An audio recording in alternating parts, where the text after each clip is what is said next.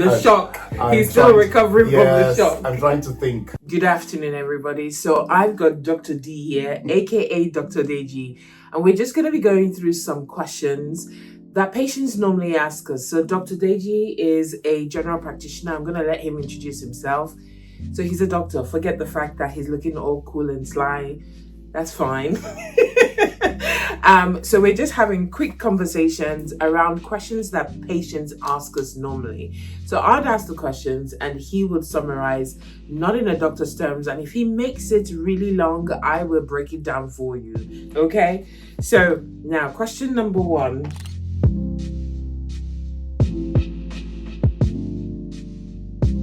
I'd say, help.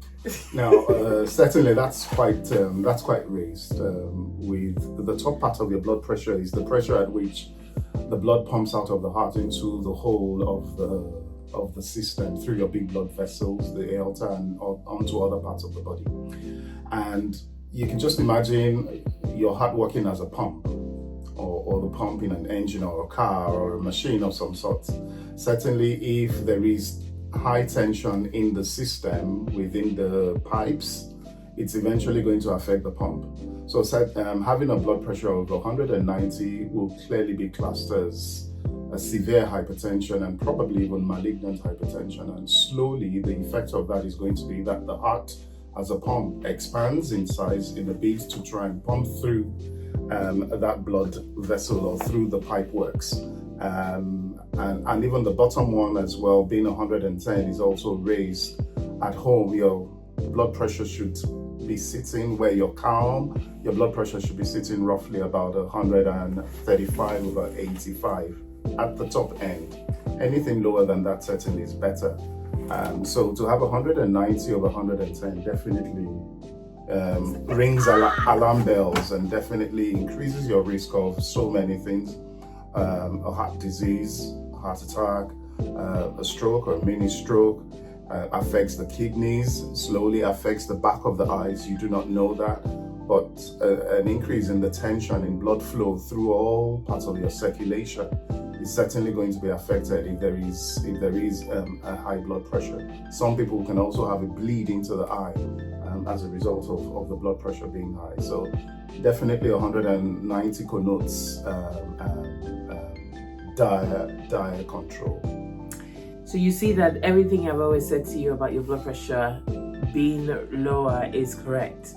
Because if you have 190, 110, for the gentleman that said, that's normal for me, that's not normal. That's not normal. You need to get your blood pressure checked because it is something that is waiting to happen. That's when they say it's a silent killer.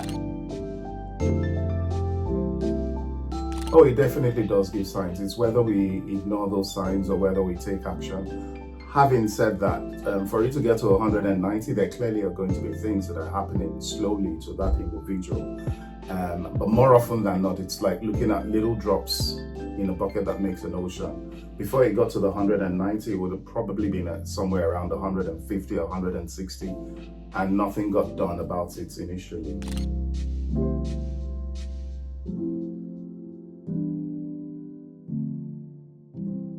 Again, that also portends a problem, because it either means that one, someone's not compliant with their medication, you're not taking your tablets regularly. Two, overarching is the fact that, look, if you're on medications to control blood pressure and your blood pressure is still raised, then you might as well not be taking tablets because you haven't achieved the control that you need. So it's going to be a lot of investigation and looking into why that blood pressure is still raised. Is the person compliant with the medications? In a part of the world where we come from, we sometimes know that medications might not necessarily be quite as genuine. Are you taking the right tablets? Nigeria, Africa, Ghana, Asia. Exactly. No offense. No offense meant, but you just think about the tablets. Are they genuine? Are they quite the right thing that they say they are?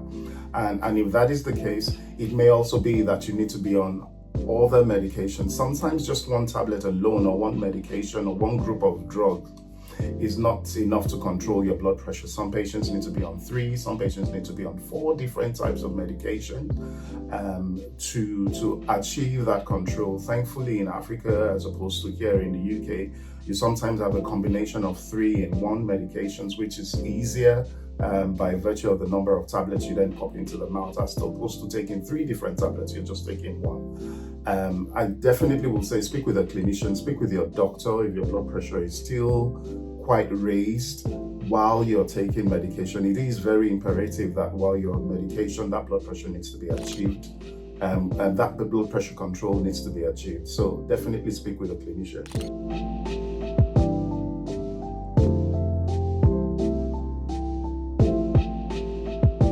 So it's the name you're looking for is xanthelasma, which is basically whitish discoloration or whitish discoloration on the upper eyelids. More often than not, you'll see it on the upper eyelid, closer to the inner aspect. You can sometimes see it in the lower eyelid as well. Those are basically cholesterol deposits there. And sometimes you might find that they would also have what you call xanthomas, which is almost the same thing happening around the joints, maybe the legs or the knees. And sometimes that can run in families, in the sense that you have a familial high cholesterol level. And it's worth, once someone has that, you may see that their sibling or maybe your parent might also have something similar.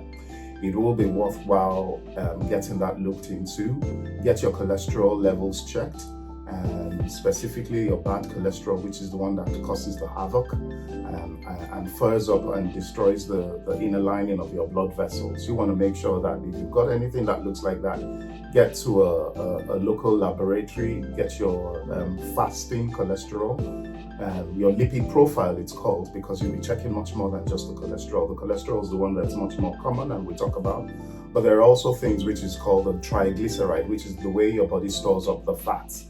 The storage fat in the body is also called the triglyceride, and that is also quite implicated in heart-related diseases. So that could also be high. But one thing is definite: if you've got a xanthelasma, it's worthwhile getting that looked at by getting a blood test done for your cholesterol. So you don't need to bring out a mirror to start checking your eyelids if you got that. If you got that, it will be prominent. You would actually see that you got it, or you would know you got it. And this is not a scare tactic, like you said. If you have, your body normally has places where it stores fat, right? The same way in your house, you got beans, rice, yam, whatever, you know where you're putting them. So if it's a case of we need to get into the body, we need to do a blood test, and we need to know what is going on.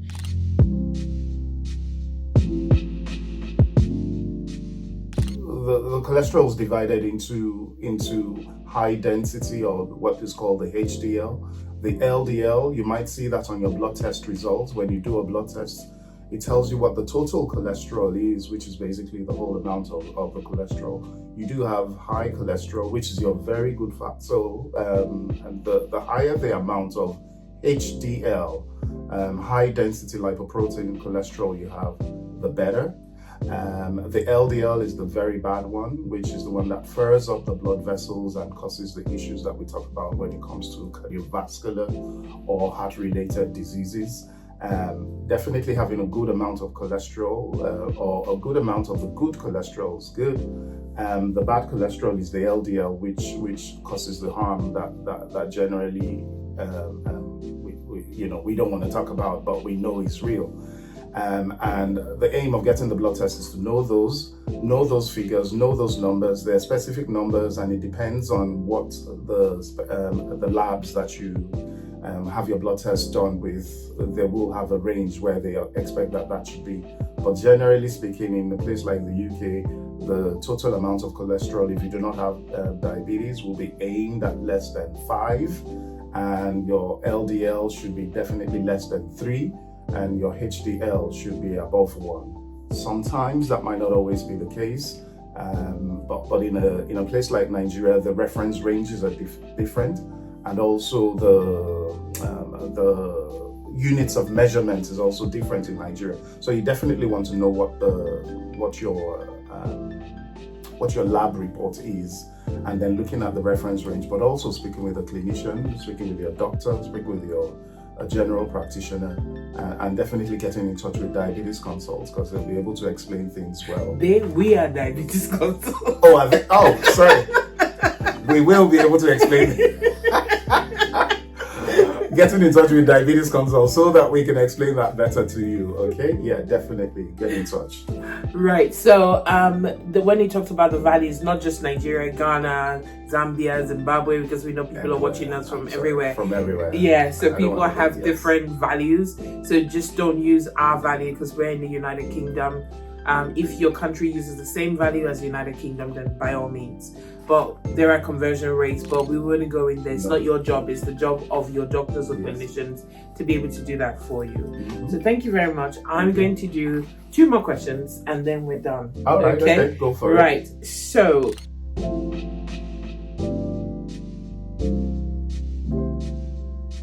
Well, that's quite a big one. Okay, so a kidney works just from a layman's perspective. A kidney works as a filtering system. Blood flows through, and the kidney filters out or works as a sieve. It filters out the not so needed things, and they get passed out as waste in our urine and keeps back what is important. Okay. Now, in doing that job, certainly you need blood flowing through to the kidneys, okay? And that is the place where things like high blood pressure comes in, okay? Yeah. If there is a lot of pressure within the small blood vessels in the kidneys, that can affect the kidney function. And that's why I talked about earlier on in regards to hypertension and how it can affect other organs in the body. But from a kidney's perspective, the amount of blood that the kidney filters in a minute suggests how well that kidney is functioning. Okay, yeah, and that is just on a broad level. But when it then comes to the blood test that you have done, so many things are at play there, and it may not necessarily be okay to just assume that a particular number, or when your GP or your doctor calls out a percentage for you of what you call the GFR. The GFR is basically the filtration rate of the glomerulus, which is the tiny blood vessels within the kidney that do that filtering. When they measure that, they tell us how much that blood is being filtered, how much blood is being filtered in a minute. And so the higher the number, the better that kidney is functioning. The lower the number, the not so great the kidney is functioning. And that can vary from population to population in regards to the quantification and the means by which those tests are done. Kidney specialists would look at probably different things in actually telling how well a kidney is functioning, but the more common thing that is used here in the UK is in general practice is usually the GFR. Okay, now the chronic kidney disease Tonya is referring to just generally means a slow decline, a slow drop over months or years in the kidney's ability to work as a sieve. So there is what you call chronic. Sometimes patients confuse chronic to mean very severe, but from a medical lay term, it just means time, that it's slowly going downhill over time. And that is quite different from an acute kidney injury, which is within days or weeks. You're well yesterday, and then maybe you get unwell another maybe 2 or 3 days or a week down the line, you get down with a pneumonia, or you've got diarrhea and vomiting, you're really poorly and feeling really unwell, you're not keeping fluid in, you're vomiting, you've got the runs, and that ability to retain fluid is not really in there, and so the kidney is not getting much fluid. Over that short period of time, you can get a decline in your kidney function. That's much more short, and sometimes patients like that are taking blood pressure medications, which further lowers your kidney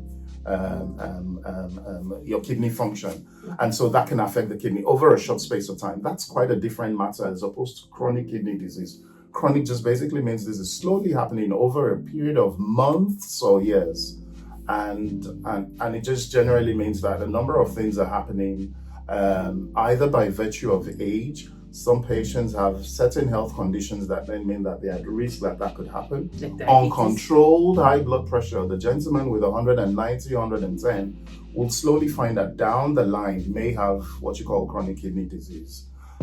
Diabetes certainly does that as well. Or if someone has an inherent kidney disease, meaning there is some disease process happening in the kidneys, whether there is a blockage somewhere in the urinary tract, then that can slowly have a negative impact on the kidney. So those are things that will generally decline the kidney function. But what is important is getting that blood test. Sometimes when you get the blood test for the first time, as an Afro-Caribbean person with your doctor here in the UK, they may tell you your kidney is working at 62% function, and you kind of worry, oh, why am I 62% as opposed to 90? That can sometimes vary, as I said, in relation to the Caucasian population, where theirs might be maybe around 80 something or 90. That will be down to our muscle mass as Afro-Caribbeans, but I mean, the nuance of that is left to the medical doctors to actually discuss and think about. But importantly for you is knowing what is your baseline at the first time you get that blood test done, and then seeing what happens down the line. So for someone who might be starting out at 62, it may not necessarily be kidney disease for them because they've always been around the 62. If it then drops to maybe a 58, as opposed to someone who's had their numbers roughly around the 95% functioning, 95%, remember in quotes, and then it drops down to about 60 something. That definitely is a significant drop. So in summary, the main things to be aware of in protecting your kidneys is think about the medications that you're taking. Don't stop them. Don't stop them. Speak with your clinician, but definitely not abusing things like anti-inflammatories, ibuprofen that people use for arthritis and headaches. Those can affect the kidneys. Think about your blood pressure medications as well, and think about people who take water tablets. Slowly, those can have a knock-on effect on the kidneys over time.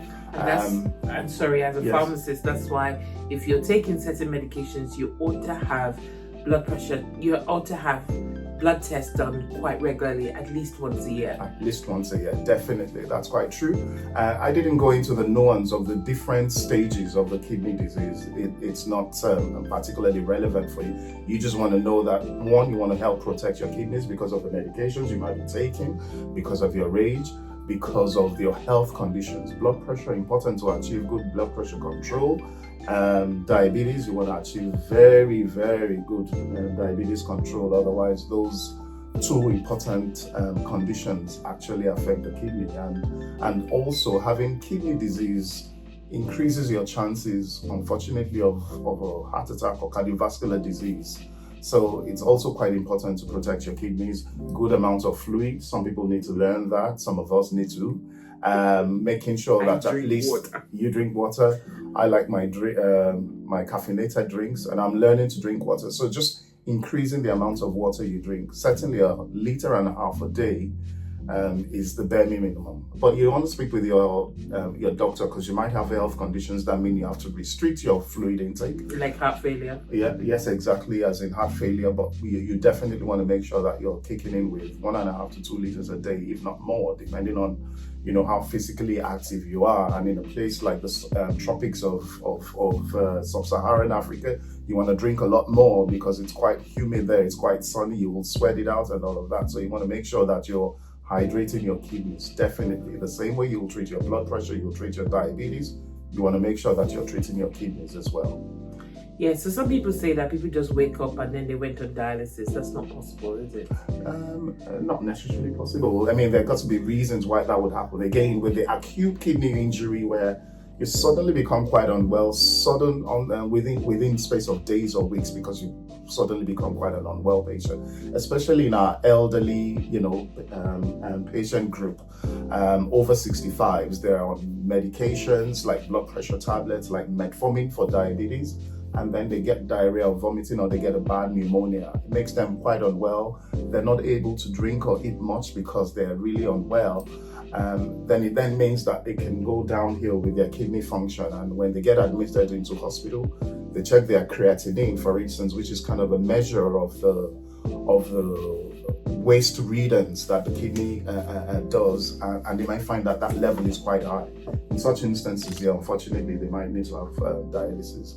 But from a point of view of a steady chronic kidney disease point of view, it does take time, except something's happened along the line where you might have a chronic disease, but then an acute insult, meaning something happened all of a sudden where it becomes even worse from, for instance, maybe in the 40% mark, and then it suddenly drops down to 20. That's quite a concern there. Okay.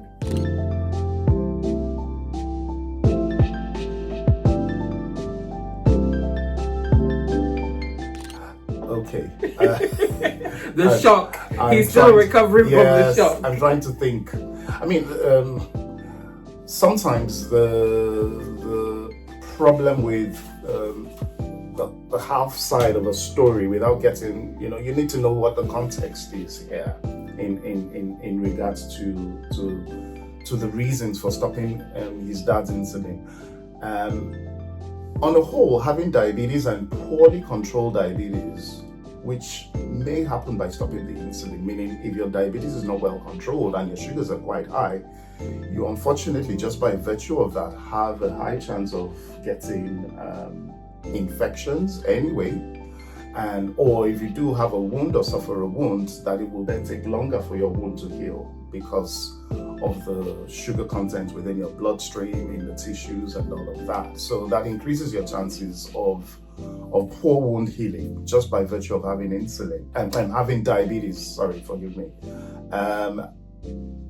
Insulin, on the other hand, helps to reduce the blood sugar levels so that you control this diabetes, and then by so doing reduce the chances of complications of diabetes, such as an amputation of a toe or a limb.